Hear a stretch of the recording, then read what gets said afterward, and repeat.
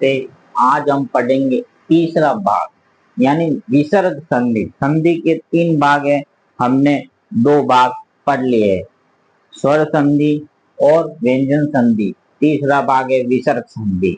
अब तीसरा भाग आज पढ़ेंगे और तीसरे भाग के बारे में समझेंगे।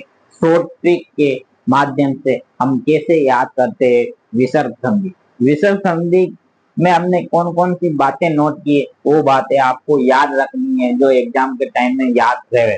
जैसे विसर्ग संधि क्या है, ओ, आपको सेंटेंस क्या देगा, ओ या 2 बिंदु विसर्ग लगाने पर विसर्ग बनता है।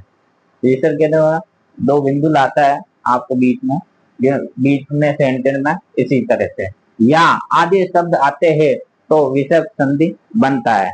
अब ये समझ में आ गया विसर्ग संधि कैसे बनती है। ओ शब्द आता है या आधे शब्द आता है तो उसे विसर्ग संधि कहते हैं। आइए हम कुछ अपवाद है, कुछ अपवाद को हम जानेंगे। यानी जहां पर रे आएगा, जहां पर ऊपर रे आएगा उसको भी रे समझते हैं। रे ऊपर वाला रे बड़ी की मात्रा होगी तो उसको छोटी में करेंगे, और छोटा ऊ के होगा तो उसको बड़ा ऊ करते हैं विसर्ग संधि में। ये महत्वपूर्ण हमने नियम जाने हैं जो हम ऐसे ऐसे करते। आइए आपको एग्जाम्पल के माध्यम से समझाता हूँ कि कैसे कैसे विसर्ग संधि के उदाहरण आते हैं एग्जामों में। आइए उदाहरण के तौर पर यशोगान, यशोगान का कैसे संधि विच्छेद करते हैं ये देखिए। यश विसर्ग संधि का दोनों बिंदु प्लस गान, इसमें ओ आया हुआ है, देख लो ये। इसी तरह से सरोज, सरोज में विसर्ग कैसा होगा देखिए, सर विसर्ग आ गया, इसमें भी देखो ओ आया हुआ, ओ की मात्रा आई हुई है। सरोज में विसर्ग प्लस जे, सरोज, समझ में आ गए। इसी तरह से यशोदा, यशोदा में भी ओ की मात्रा आई हुई है। यश विसर्ग प्लस दा, यशोदा। ये एग्जाम्पल है हमें ओ के।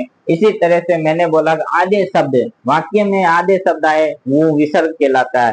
तो हम विसर्ग आधे शब्दों का उदाहरण ये रहे, हमने उदाहरण लिखे।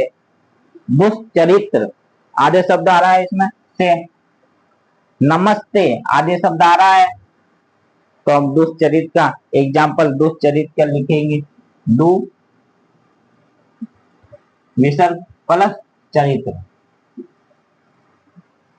इसी तरह से नमस्ते, नम प्लस ते, विसर्ग आ रहा है आधा, आधा से आ रहा है, यानी आधे शब्द जहां जहां आएंगे वो विसर्ग संधि कहलाती है। इसी तरह से ऊपर रे आ रहा है, देखो दुर्ग में, दुर्ग में ऊपर रे आ रहा है तो मैंने ये अभी रे बोला था, यानी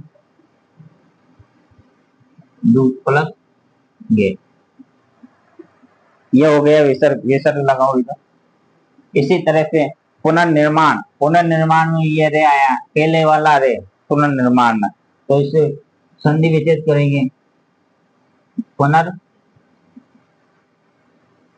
प्लस निर्माण।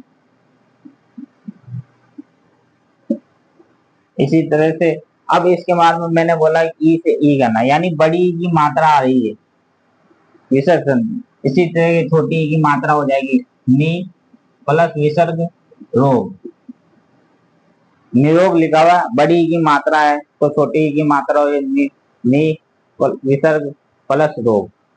ये एग्जाम्पल है। हमने विसर्ग संधि अच्छे से समझ लिए। आपको अच्छा लगा है तो कमेंट, लाइक, सब्सक्राइब कीजिए। ओके, नमस्ते, थैंक यू।